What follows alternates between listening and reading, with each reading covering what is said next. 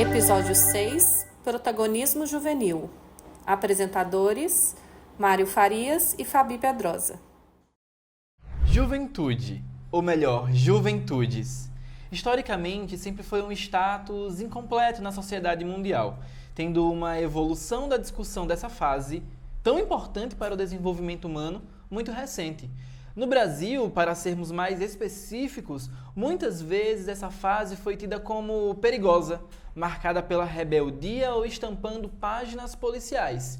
Muitos marginalizados e invisibilizados, prevalecendo aquela ideia de que essa fase precisa ser vigiada de perto, sem muita liberdade, para não fazer besteira.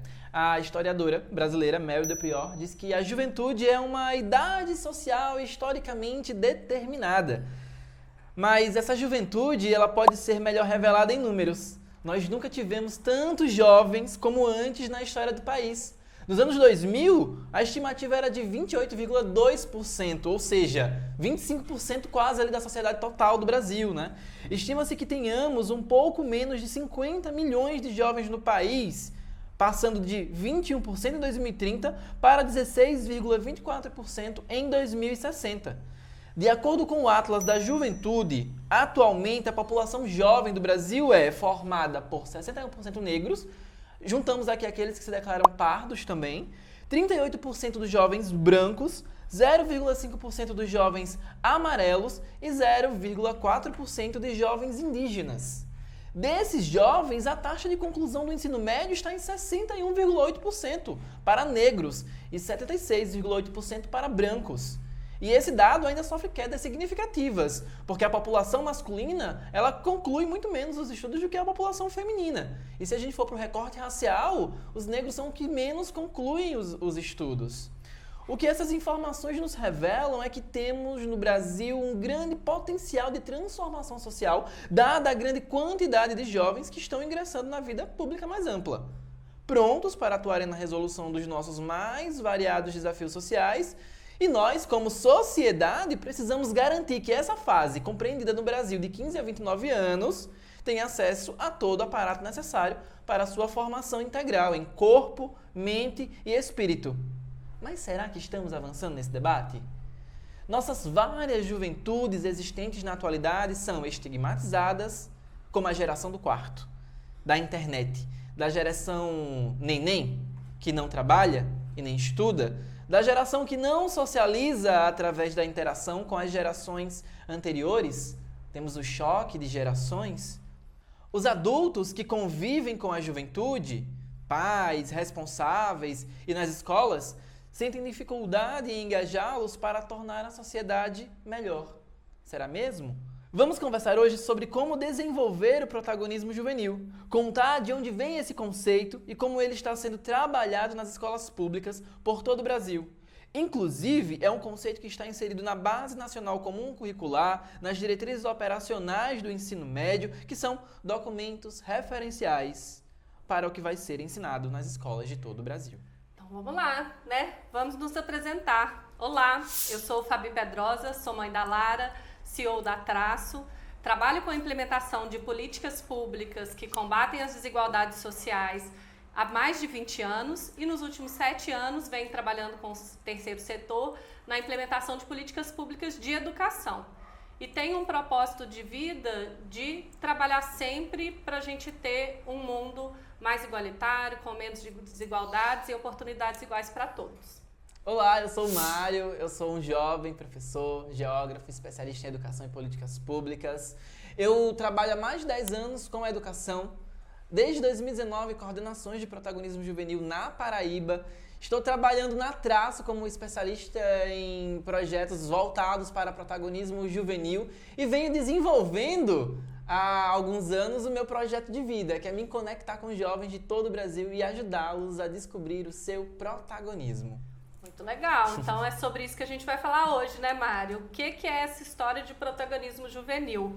Conta aí pra gente, Mário, de onde que surgiu isso? O que é essa história de protagonismo? Que tem muita gente que ainda não entende o que é. Tem bastante coisa, Fabi. Inclusive eu trouxe aqui uns livros para compor o nosso cenário hoje, né? Porque protagonismo é uma palavra que tem uma certa crise ali de conceito, né? A gente tem várias vertentes do que, o que é protagonismo. Então, a palavra protagonismo, né? Nessa crise conceitual e que é amplamente debatida atualmente no mundo acadêmico, ela podemos trazer 4 palavras para poder resumir de uma forma que se conecta ao protagonismo que eu acredito, né, que a Traço acredita, né, e que a gente vê atualmente sendo desenvolvido em muitas de nossas escolas e com os jovens que nós estamos nos conectando. Então essas palavras que vão longe aqui são essas palavras que trazem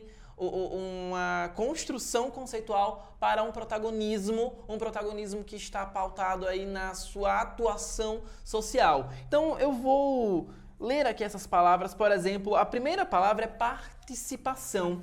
Quando nós falamos em protagonismo, nós estamos falando em participação. É o que mais aparece, né, nos nossos debates, nas teorias, né, nos livros que falam sobre juventude. Então, por que participação?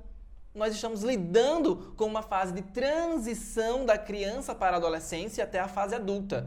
E o que esse jovem ele precisa nesse momento é ter um espaço de participação garantido, né? Um espaço onde ele tenha liberdade para atuar, certo? Nisso, com essa participação garantida, ele vai ter experiências participativas que vão gerar engajamento participativo. O que é que isso quer dizer? Quer dizer que através do envolvimento de ações reais, dele estar ali mão na massa diante dos desafios, ele vai se engajar em determinadas ações, causas sociais, as causas pessoais que envolvem sua vida ou até na comunidade mais ampla. Então, participação é uma das primeiras palavras que resume protagonismo, mas também espaços. Aí veja, se nós estamos falando em participação, nós estamos falando em criação de espaços. Porque é nos espaços que foram criados intencionalmente que os nossos jovens vão ter essas experiências participativas. Tá? E sim, a palavra intencional nesse processo é muito importante, porque a gente, enquanto adultos, 28 anos. Enquanto adultos, né? Enquanto adultos, nós precisamos pensar intencionalmente como inserir os nossos jovens, principalmente os que estão em idade escolar, 15 a 18 anos, eles estão numa fase crucial de travessia e de escolhas, né? E aí a terceira palavra é condições. Se nós estamos pensando na participação, se nós estamos criando espaços intencionalmente, então nós temos que dar as condições. Não é só, esse espaço aqui é para eles se reunirem e desenvolverem alguma ação. Tchau, meninos, é com vocês agora. Não, nós precisamos garantir as condições, tá? Sejam condições de acompanhamento, de mentoria, condições financeiras, dependendo da ação que nós estamos pensando, para que eles possam ter um pleno desenvolvimento, certo? E aí é uma sequência. A gente cria o espaço de participação, cria, né, o espaço em si, dá as condições e aí nós fazemos o quê? Nós damos a visibilidade para os nossos jovens. Todo esse passo que nós estamos dando, todo esse percurso é para nós darmos visibilidade a esses jovens. Ora, se eles vão estar se inserindo na sociedade mais ampla. E quando a gente fala se inserindo na sociedade mais ampla, é porque eles já estão inseridos na sociedade, né? Mais ampla é quando eles vão assumir funções ali de liderança, né? Ao sair da escola, ao entrar na universidade. Então, ao darmos visibilidade a esse jovem, a gente vai estar fechando esse ciclo, né? E vamos estar, é claro, propagando o que nós conhecemos como protagonismo juvenil. Vocês conheceram aí o Cícero no podcast aqui da Traço, né? E ele é um desses exemplos, né? De espaço intencional que foi criado para atuação lá nos porta-vozes e aqui na Traço, né? E ele agora está nesse processo de visibilidade e está aí ganhando o mundo. A gente vai conversar um pouco mais, né? Mas a hora que a gente fala de criar condições, eu vejo que o mundo adulto ainda precisa de entender, né, que ele não está perdendo espaço, não é delargar todas as profissões para os jovens fazerem do jeito que quiserem, né? Os jovens precisam dessa margem, mas eles também precisam tomar a frente para desenvolver essa autonomia, né? Eu acho que isso faz parte desse processo de criação de condições, né, e de espaços. Não passar pela fase da adolescência, da juventude, sempre com um adulto tomando as decisões e tomando a frente de tudo, né? Criar esse espaço para que ele possa pensar pela cabeça dele, para que ele possa tentar e errar, né?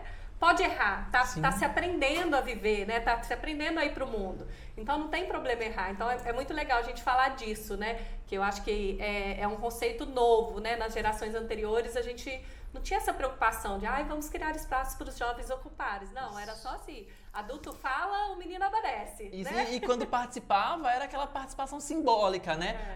Vamos fazer um evento, vamos escrever uma música e dar para um jovem cantar. Ele não vai fazer a música, ele não vai pensar na música, ele só vai cantar, né? Aquela participação simbólica, que a gente pode resumir também em segurar cartaz em evento, que é uma participação puramente simbólica. Atualmente não, nós estamos vivenciando um processo de pensamento intencional, justamente como você trouxe, Fabi, onde a participação do jovem ela é pensada desde o seu início, desde o processo de criação até os resultados que ele vai também trazer para si, para sua vida. E aí a gente já tem autores, né, que vêm falando e criando esse conceito e fazendo essas pesquisas, mapeando essa participação da juventude, né? Quem que são esses autores, Mário, que já contam pra gente muito desse protagonismo? Muito bem, Fabi. Olha só, quando a gente fala no protagonismo em si, e seguindo esse percurso das 4 palavrinhas, nós estamos falando um despertar do protagonismo. É algo que ele vai ser despertado. Às vezes acontece de uma forma muito natural,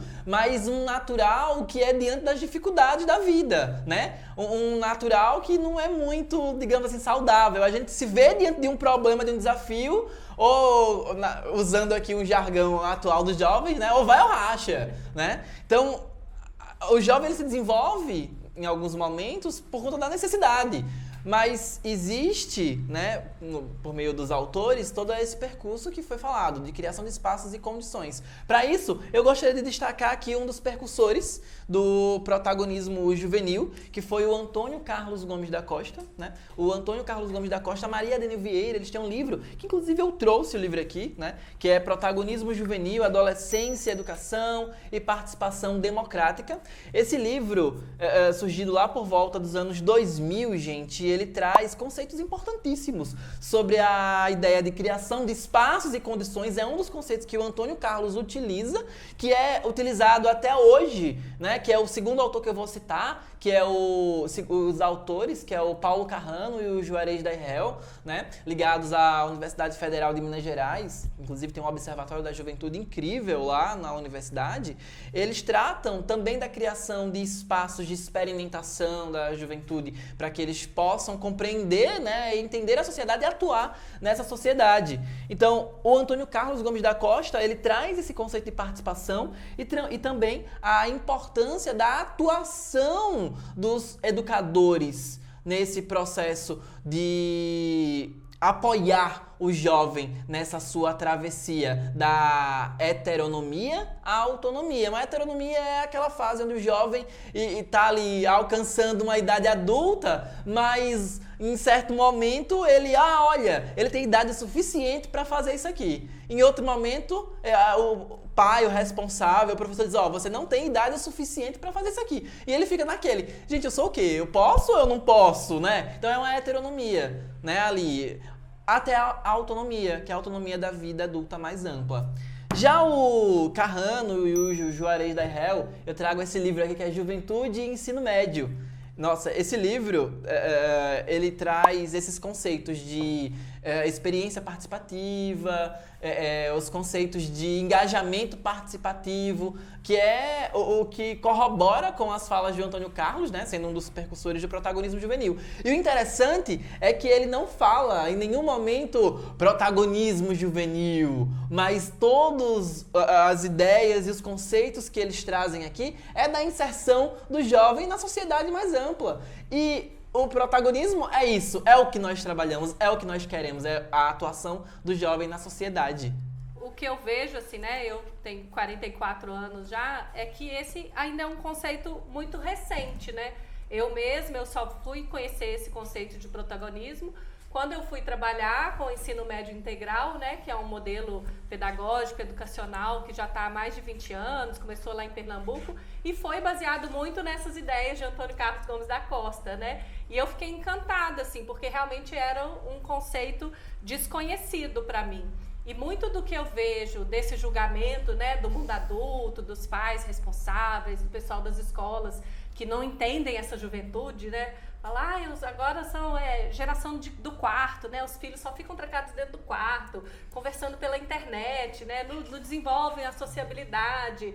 E esse que você citou lá no início, né? A geração neném, que não quer trabalhar, não quer estudar. E quando eu descobri o protagonismo juvenil e eu vi o trabalho nas escolas de ensino médio integral, eu vi que isso acontece, né, esse choque geracional aí que acha que os meninos estão errados, que os meninos não estão querendo participar, não estão engajados, é muito mais porque esses espaços ainda não estão sendo criados, né? Essas condições dos jovens ocuparem do jeito deles, né? Do jeito que eles gostam de se expressar, do jeito que eles gostam de falar, do jeito que eles querem desenvolver a oratória, não tem esses espaços criados, nem dentro das próprias casas, né? Com os pais sempre tutelando, querendo mandar, hora que faz, hora que o menino vai lá, sei lá, vai lavar uma louça, fala, não é assim que lava, né? O menino começa a ter uma autonomia e fala assim, não é desse jeito que faz, acaba atrapalhando esse desenvolvimento da autonomia, né? Então, eu vejo que falta muito mais a criação mesmo desse espaço de condições e dessa escuta, né, por esses adultos que convivem com esses jovens, né, que convivem, tanto pais responsáveis quanto nas escolas, do que essa geração é assim mesmo, não tem jeito, eles não gostam de conviver, eles são do computador, são da internet, né? E aqui na Traço, no nosso trabalho, ficou muito claro, né, quando a gente formou o primeiro grupo dos estudantes porta-vozes do ensino médio integral, né, num trabalho que a gente faz através do Instituto Natura, que tem parceria aí com mais de 20 secretarias estaduais do Brasil. A gente criou esse grupo, que é um grupo de estudantes que estudam nessas escolas, nesse modelo que tem o protagonismo aí como premissa, né, como ação, e que desenvolve esse espaço de condições. É um grupo que se reúne, são mais de 50 estudantes, a gente já está no terceiro grupo, né? Você está comigo desde o primeiro grupo, né? Você entrou primeiro como referência da Paraíba e depois você entrou como consultor da Traço e a gente vem desenvolvendo esse trabalho. A gente vê que nas reuniões mensais que a gente faz, né? Para conversar com eles, para saber como é que está a experiência de protagonismo nas escolas, o que eles andam fazendo, né? É uma disputa para ocupar esse espaço de fala. Enquanto a gente escuta, é até contraditório, né? Enquanto a gente escuta, assim, professor que está dando aula para o ensino médio que fala assim, eu vou dar aula, meus alunos nem estão prestando atenção, a gente pede para eles falarem, eles nem falam. Nas reuniões dos porta-vozes, é uma disputa, assim, eu quero falar, eu quero falar, eu quero falar, né? Isso mesmo. É uma sede de ocupar esse espaço, né? E aí você consegue ver aquelas palavrinhas que eu citei no início, né? Primeiro a gente tem ali um espaço de participação garantido. A gente já abre dizendo, gente, o espaço é de quem? É de vocês. Usem a fala, né? A gente tem ações que são desenvolvidas diretamente por eles lá no grupo dos estudantes porta-vozes de ensino médio integral. Então, é deles o espaço. Então, eles se apropriam de verdade e tocam como um espaço juvenil, né? É a cara deles e é o que eles mais gostam, é ter esses espaços. E a gente garante as condições também, né? Para que eles possam estar lá atuando, eles ainda viram referência em seu estado, em sua escola. E é muito legal, né? Porque nessa caminhada aí de 3 anos, a gente está acompanhando esse desenvolvimento, né? Você comentou do Cícero, né? Sim. Que foi um porta-voz do primeiro ano lá de Sergipe e que participou de eventos nacionais, que era época de pandemia, então participou de live da Fundação Roberto Marinho, foi pro mundo, né? Ganhou o mundo. Esse ano a gente tem o Rafael Gama, também de Sergipe, Sim. que tá indo pro Fórum da ONU, né? Dentro da escola eles desenvolveram lá o primeiro simulado do Fórum da ONU e agora ele foi convidado para ir.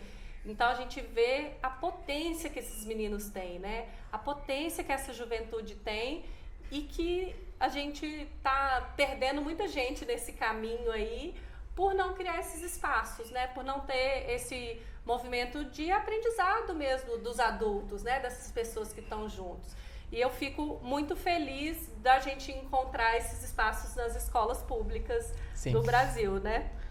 Sim, Fabi, a gente tem nas escolas do nosso país, primeiramente na própria legislação brasileira, através dos anos, a gente teve uma certa inserção, né, de palavras, conceitos, ideias, procedimentos, artigos que fazem com que o jovem ele possa ir de fato se apropriando do seu espaço escolar. Primeiramente, quando a gente fala é uma coisa muito óbvia. De quem é a escola? Para que é a escola? A escola é de quem? Porque ela existe. Eu só sou professor porque existem estudantes. Né? A gente está prestando um serviço que é quase uma missão, né? Que é transformar nossa próxima geração, apoiar nossa próxima geração. Então, a escola ela veio cada vez mais criando esses espaços de atuação do jovem que se mescla com a própria construção das leis no Brasil. Por exemplo, nós temos o ECA,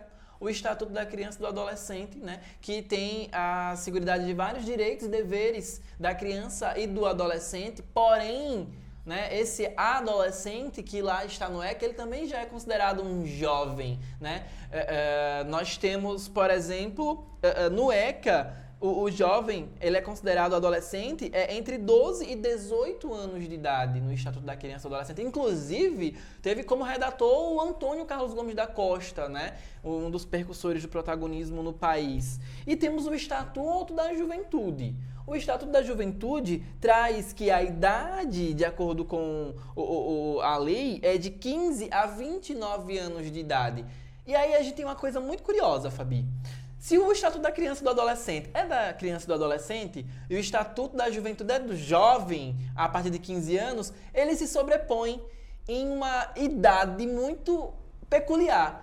A sobreposição se dá de 15 a 18 anos, onde essa pessoa, esse jovem, né, ele vai ter dois estatutos ao mesmo tempo garantindo seus direitos. E é muito mais peculiar quando eu pergunto a você, onde é que está esse jovem? Não precisa responder, eu vou responder agora mesmo. De 15 a 18 anos, esse jovem está no primeiro, segundo, terceiro ano do ensino médio, né? Ele está nesse momento de travessia de várias questões corporais, né? Várias dúvidas, né? Várias escolhas. Então, nós temos dois estatutos que seguram esse jovem aí nesse momento de transição. Isso já é um grande avanço, né, no nosso país. E aí, o Estatuto da Juventude, por exemplo, garante ao jovem vários direitos. Né? Por exemplo, o ID Jovem, ele pode se locomover, né, usar o ID Jovem para ter desconto ou até mesmo passagem grátis para determinados locais, interestadual, intermunicipal. Né? Mas não é só aí que a gente tem um avanço, né, dos direitos do jovem. Nós temos também na escola, né, na própria escola, uma evolução do protagonismo juvenil. Tanto que na Lei de Diretrizes e Bases Operacionais do Ensino Médio, que teve 3 versões, de 1998, 2012 e 2018.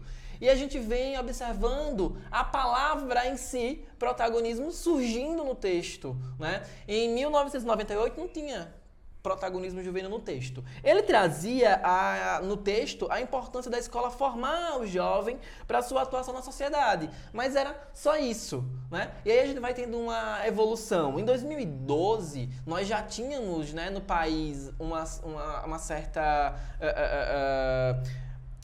teia do pensamento de Antônio Carlos Gomes da Costa em algumas escolas, principalmente as escolas que são integralizadas, né? Pois as escolas integrais, elas têm justamente mais tempos e condições para o jovem desenvolver esse seu protagonismo. Então essas escolas, elas trabalhavam esse protagonismo porque tinham mais tempo para trabalhar, e isso foi influenciando também os documentos nacionais, né? Então em 2012 nós tivemos aí duas palavras com o nome protagonismo juvenil, e o texto versava sobre a necessidade da escola inserir no projeto político-pedagógico a importância do protagonismo juvenil dos nossos jovens. Então a escola ela já era obrigada a inserir lá ações, espaços para que o jovem pudesse desenvolver o protagonismo juvenil. E aí a gente vem para 2018. 2018, né, a gente já tinha aí o Plano Nacional de Educação lançado, já tinha a meta de 50% das escolas integrais no país, né? Muitos estados já tinham aí uma boa quantidade de escolas integrais, né? E o protagonismo juvenil já estava mais aflorado. Então, 6 palavras de protagonismo juvenil, elas são inseridas ali no texto, né? E traziam vários conceitos. Por exemplo, a importância de ter na escola o desenvolvimento de propostas curriculares, né? Ou seja, para além da criação de espaços ali na escola, mas também propostas curriculares, né? Criar no próprio currículo espaços voltados para o desenvolvimento do protagonismo juvenil, com procedimentos metodológicos, ou seja, enquanto uma modalidade de ação educativa, né? Uma ação intencional, pensada pelo educador.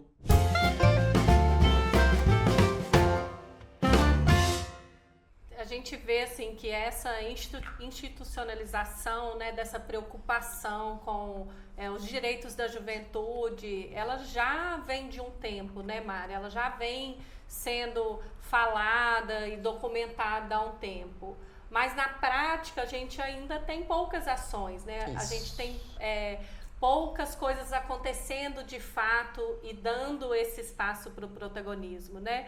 A gente citou que a Base Nacional Comum Curricular, né, que está implementada aí há poucos anos, ela já traz essa obrigatoriedade, Sim. né? Porque já foi visto, através de várias pesquisas e estudos, que essa escola integral, né, que começou lá em Pernambuco, que tem o protagonismo como premissa, prática, né, e agora já está virando metodologia, tem estados como aqui na Paraíba, né, você é um dos autores aí do material de protagonismo juvenil, tem dado muito resultado, tanto na aprendizagem, né, dos estudantes das escolas públicas estarem tendo maior acesso à universidade, maior renda depois que vão para o mercado de trabalho, né, reduzindo as desigualdades entre homem e mulher, entre negros e brancos. Então, a gente vê que tem muitos resultados, né, dessa formação integral que o jovem exercitando essa cidadania enquanto está na escola,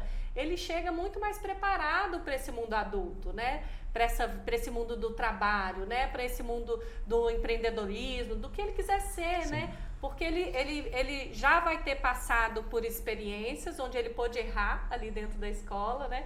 Onde ele foi incentivado a quebrar as barreiras, a correr atrás, né? Onde ele teve várias situações, como no grupo dos porta-vozes, né? Que eles podem aparecer, que eles falam para um monte de gente, falam para o Brasil inteiro, né? Isso é muito importante institucionalizar para que cada vez mais todas as escolas, todas as pessoas, todos os pais e responsáveis tenham contato com a diferença que faz a criação desses espaços do protagonismo juvenil, né? Sim, Fabi. E isso esse ponto, né? Trazer o protagonismo enquanto uma modalidade de ação educativa, né? Assim como trazia já o Antônio Carlos lá no 2000, né? Um visionário dessa questão. Então, trazer para a modalidade educativa, uma ação de modalidade educativa, é que a gente haja de forma intencional. E a gente, sim, tem poucas experiências de atuação, de criação desses espaços nos estados, nas escolas, nos municípios, né? E a gente vem, através dos anos, tendo esses ganhos, né? Mas são poucos as experiências que a gente consegue observar. Eu, por exemplo, vou trazer um relato de vida pessoal. Ao assumir em 2020, lá no início de janeiro de 2020, né, um pouquinho antes do início da pandemia, eu não tinha referências do protagonismo no país, né? São poucos as instituições públicas ou privadas que tinham esse pensamento, assim, protagonismo juvenil, como se trabalhar, o que fazer. Então, tanto que tem autores hoje que estão falando de protagonismo juvenil, mas não tem a palavra protagonismo juvenil lá no texto. Eles não usam o conceito, né? Por isso que eu falei que existe uma crise conceitual aí. Porque se ele está falando de participação, se ele está falando de inserção do jovem, em idade escolar. E você está falando em desenvolver o jovem para a sociedade, isso é desenvolver o protagonismo desse jovem, né? Então são poucas essas experiências. E a Traço tem essa atuação, né, Fabi? Com vários projetos. Não só os porta-vozes, né? Nós temos também um grupo de geração protagonistas lá no Espírito Santo, né? Geração protagonista, onde a gente consegue ver a mesma atuação, o mesmo desenvolvimento dos jovens a partir da criação desses espaços e condições para eles. Lá a gente trabalha com missões protagonistas, né, Fabi? E eles vão para a escola desenvolver essas missões e engajar a comunidade escolar para que os jovens possam, de fato, despertar o seu protagonismo. Então a gente vê alguns projetos isolados, mas o sucesso desses projetos é justamente esses espaços que são pensados de forma intencional. E não é brincadeira, a gente passa 2, 3 reuniões, né, antes, cria a pauta, convida jovem para falar, porque nada melhor do que jovem falando para jovem. E o legal é que o Geração Protagonista foi uma provocação do próprio Estado, Sim. né? Que viu a experiência dos porta-vozes acontecer nacionalmente, viu o desenvolvimento que isso fez com os jovens que participavam, fez esse pedido da gente construir esse grupo com as 156 escolas integrais do Estado, porque eles estavam sentindo o protagonismo, apesar de estar nesse modelo, a prática estava muito difícil, né? E a gente vê isso, né? Que tem também a questão da cultura do Estado, Sim. né? Às vezes, estados que é de uma cultura mais conservadora ainda tem essa preocupação do adulto de estar sempre tutelando, né? Uhum. De ter medo de dar espaço e o jovem fazer bobagem, e o jovem se perder nesse espaço, né? Então eu vejo que tem muita gente ainda com medo de criar esses espaços, Sim, né? sim. E o ensino médio integral, né, esse modelo que já está aí, que teve uma expansão muito grande, a gente teve em 2016 a criação do programa de fomento, né, que o MEC, o Ministério da Educação, começou a subsidiar, né, financeiramente Sim. os estados, para que os estados consigam ampliar esse modelo de educação integral, né? E aí a gente sempre ressalta que o integral não é o tempo que é integral. O integral não está aí por causa do tempo, mas está da formação integral. Você vai formar esse jovem não só na parte acadêmica, mas vai formar na parte de convivência social, na parte de desenvolvimento do autoconhecimento, né? Dos 4 pilares da educação, né? É um desenvolvimento integral desse jovem. É a grande virada de chave, né, Fabi? É você não pensar na extensão de tempo para empurrar atividades para o estudante, né? Eu sou de uma época de início assim, de carreira, né? Que a gente tinha um certo programa onde a gente estendia o tempo para o menino ficar mais tempo na escola, né? É um reforço. Contraturno, né? Assim, o menino tá ali só para ele não estar em casa. Isso. Mas ele tá ali jogando bola, meio perdido, meio sem orientação. Isso. E não é isso, né? O que a gente tem é criar esses espaços e condições intencionais com uma metodologia, né? Com processos metodológicos intencionais e aí sim pensar na extensão de tempo. Porque nós temos hoje escolas no Brasil de 9 horas, mas no Brasil é até, né, em leis, 7 horas e meia o máximo, tal, mas não, nós temos 9 horas. É o caso da Paraíba, por exemplo, né? Na Paraíba são 9 horas de permanência na escola, 9 horas diárias. É muito legal, assim, ver, e a gente viu que alguns estados conseguiram avançar bastante, né? Que na Paraíba acho que já está mais de 60%. Mais de 50%, já batemos a meta. Pernambuco também, Ceará. Mas a gente ainda tem estados com muita dificuldade de desenvolver esse modelo. E aí, lógico que em algumas situações é por causa de verba mesmo, né? Porque a escola, para você ficar com não sei quantos estudantes, né? Durante o dia inteiro, a escola tem que ter uma infraestrutura mínima ali, né? De uma cozinha boa, para ter pelo menos 3 refeições por dia, né? Porque o estudante chega às 7 horas da manhã, sai 4 horas da tarde, ele tem que ter pelo menos um lanche, um almoço, um lanche da tarde, né? Mas algumas vezes a gente vê que os estados, eles ainda estão atendendo às necessidades desse mundo adulto com uma cabeça muito antiga, né? De que o jovem só aprende na disciplina, né? O jovem só aprende se tiver alguém mandando exatamente ele fazer o que é para fazer. Que se você deixar o jovem solto, pensando pela cabeça própria, vai dar ruim, vai dar errado, né? E a gente... E aí, para mim, me dói muito ver esse tipo de educação sendo valorizada pela sociedade, porque na minha cabeça, né, e depois dessas experiências que eu vivi, né, com essas ações que a gente toca, se o jovem não puder exercitar essa autonomia, essa cidadania dentro da escola, né, tentar e errar, ele vai ser jogado na vida adulta ali no mercado do trabalho e vai ter que dar conta de situações que ele não teve oportunidade de vivenciar. Vai virar um adulto frustrado. Enquanto tinha um adulto ali, né, para orientar dentro da escola, né? E aí eu acho que é onde a gente está chegando nesses grandes picos de violência, nessas coisas que estão acontecendo que a gente fica sem entender, né? Como é que a gente chegou nisso, né? Mas é isso, né? Se ele está tutelado o tempo inteiro, chega lá com 18, 19 anos, que é a hora dele ir para a universidade, para o mundo de trabalho, abrir o negócio dele, e ele não exercitou essa cidadania, onde ele podia errar e tinha um professor ali para falar, aqui, ó, não foi muito legal, mas vamos tentar desse jeito, né? Cícero, que trabalha com a gente, conta muito da diferença quando ele entrou na escola integral e que ele tinha sofrido muito bullying no ensino fundamental, e na escola integral, a hora que chegou, a primeira coisa que foi construída foi um contrato de convivência. Isso é maravilhoso, né? O que te incomoda, né? Até onde eu posso ir que não está te ofendendo, não está te agredindo, né?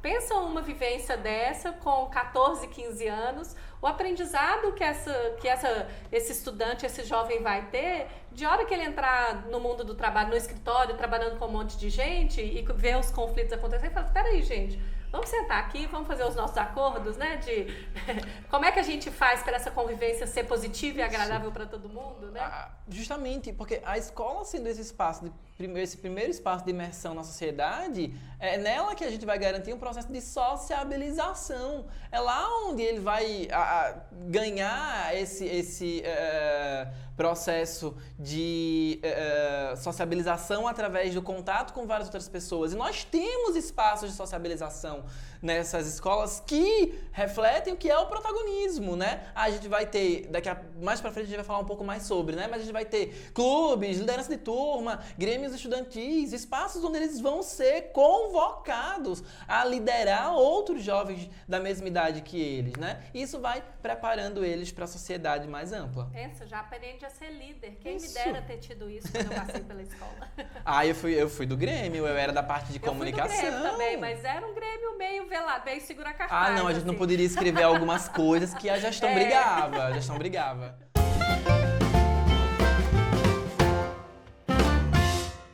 Então vamos lá, fizemos uma pausinha pro lanche aqui. E agora, Mário, a gente vai falar sobre as referências, né? Quem que são essas referências de protagonistas que a gente tem aí na atualidade para inspirar esses nossos jovens do Brasil?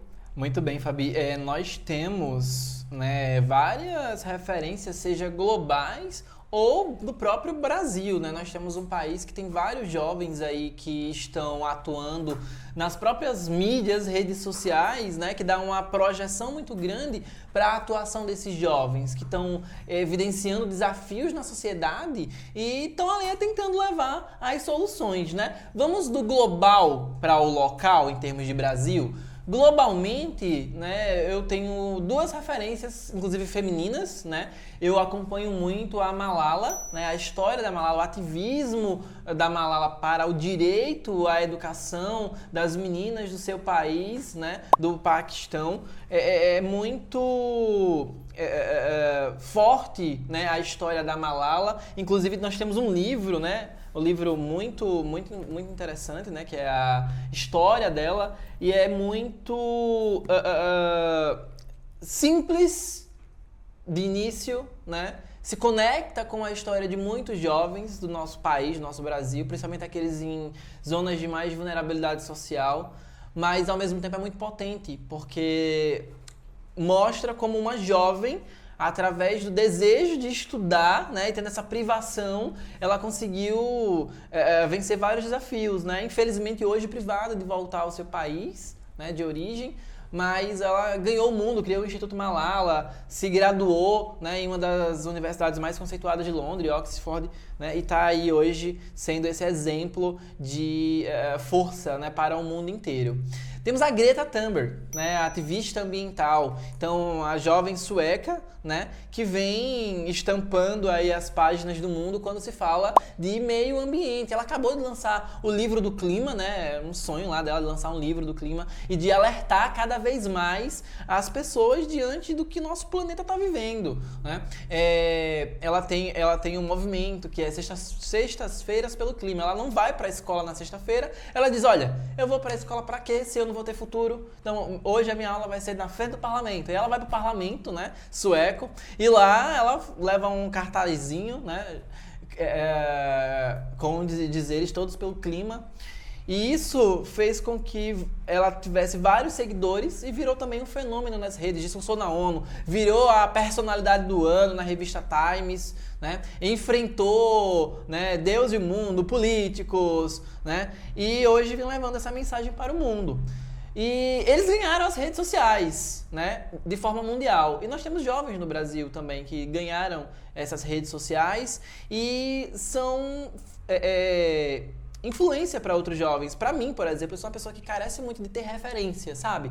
Para ver o trabalho de outros jovens, porque estamos ali naquela mesma faixa de idade. Eu quero ver o que os outros estão fazendo para se conectar com as minhas próprias ideias de vida, né? Então, no Brasil, eu vou começar pelo que tá mais velho, ele já não é mais jovem, mas ele começou jovem, muito jovem, né? O Eduardo Lira, né? O Edu Lira, ele jovem, periférico, né? Conseguiu quebrar aquela barreira social que, gente, não é um romantismo. É muito difícil você quebrar com aquele ciclo que é imposto, né, por toda uma construção social do nosso Brasil, né? Isso aqui será temas de outros podcasts.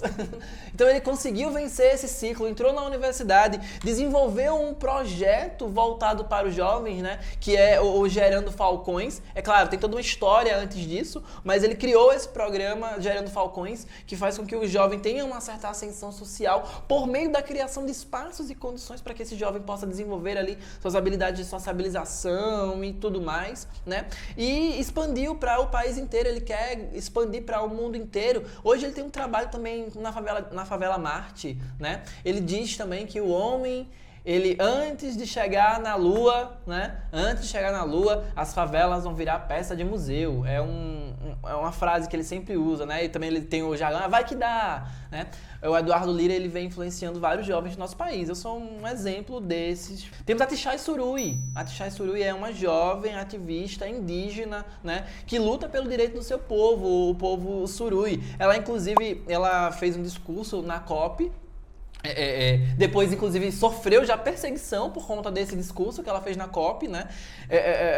E vem hoje sendo uma das principais figuras indígenas no país na luta com todos os temas que envolvem essa população. A gente viu lá no início, né? 0,4% da nossa população é indígena. Ela lidera também um movimento, né, da juventude indígena e atua numa organização não governamental de defesa aos indígenas chamada Canindé, né? Então ela tem uma atuação muito forte nessa área de ativismo juvenil.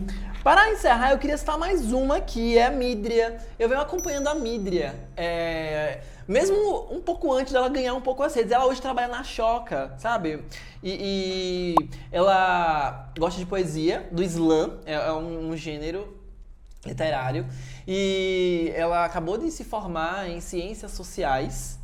Ela é negra, inclusive foi o poema A Menina que Nasceu Sem Cor. Alcançou mais de 7 milhões de pessoas, né, na internet como um todo. E ela ficou famosa a partir desse poema, muito legal. Quem estiver escutando, assistindo esse podcast, dá uma pesquisada aí. E é tipo...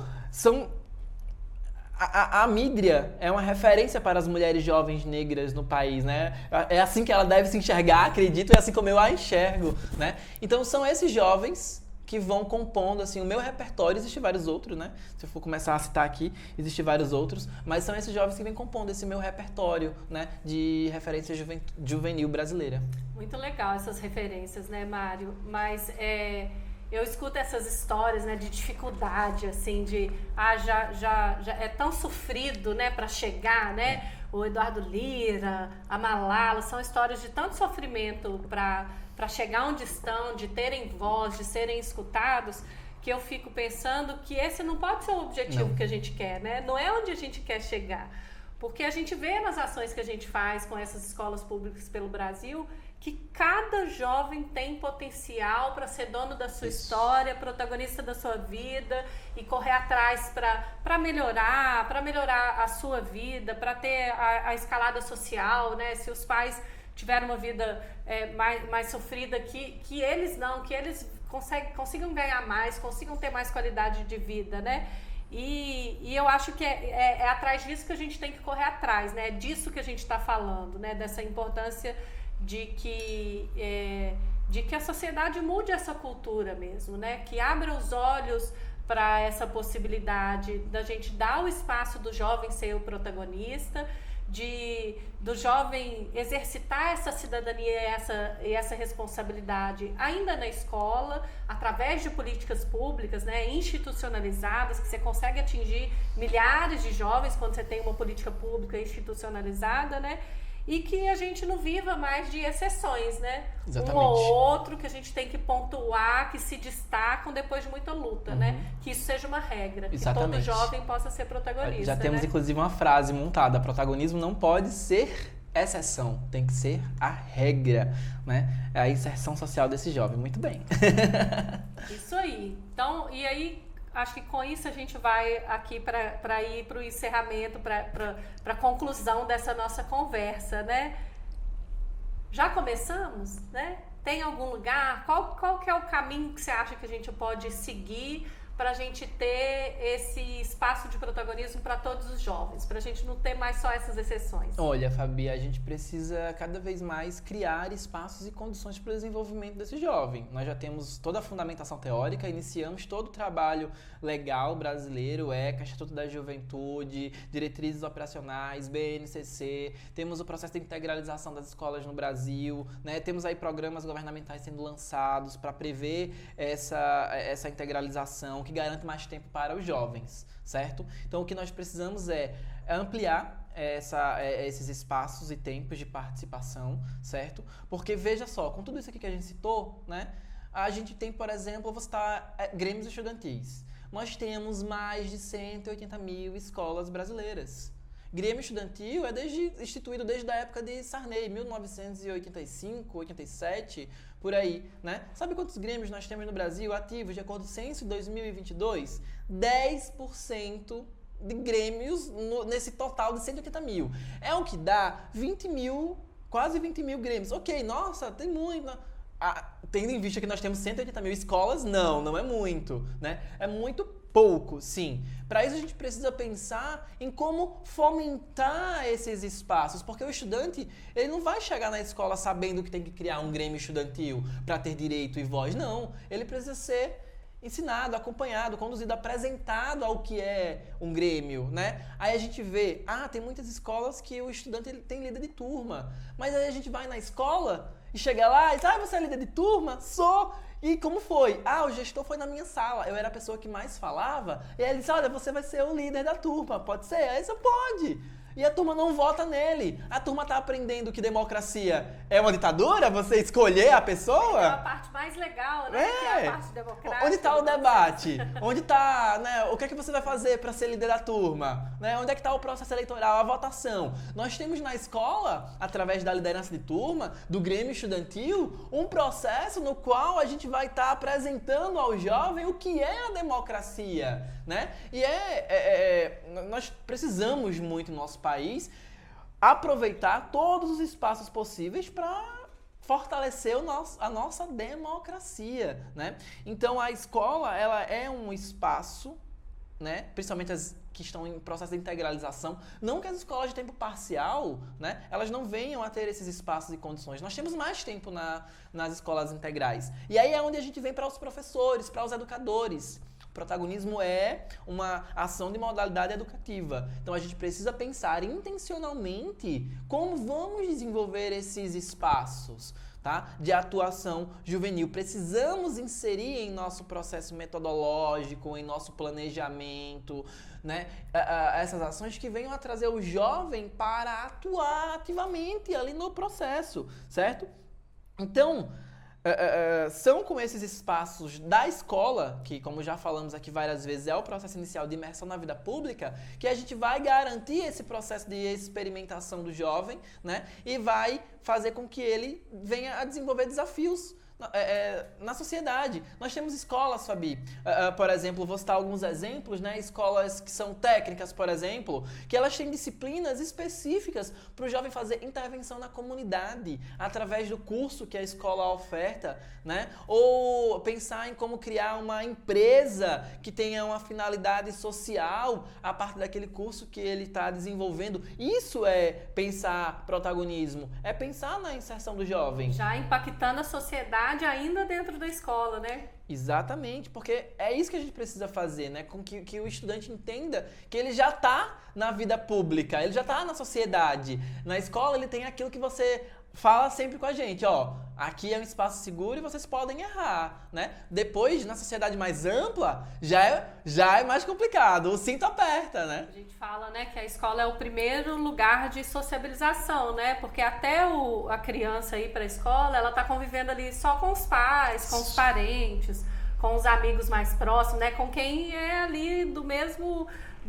Da mesma rede que ela, né? Mas a hora que ela vai para a escola, a criança se vê sozinha ali, né? Ela vai ter que aprender a lidar com um professor que ela nunca viu na vida, com outros colegas que nunca viram na vida, né? Então é um espaço tão rico de aprendizado, né? De aprendizado de cidadania mesmo, né?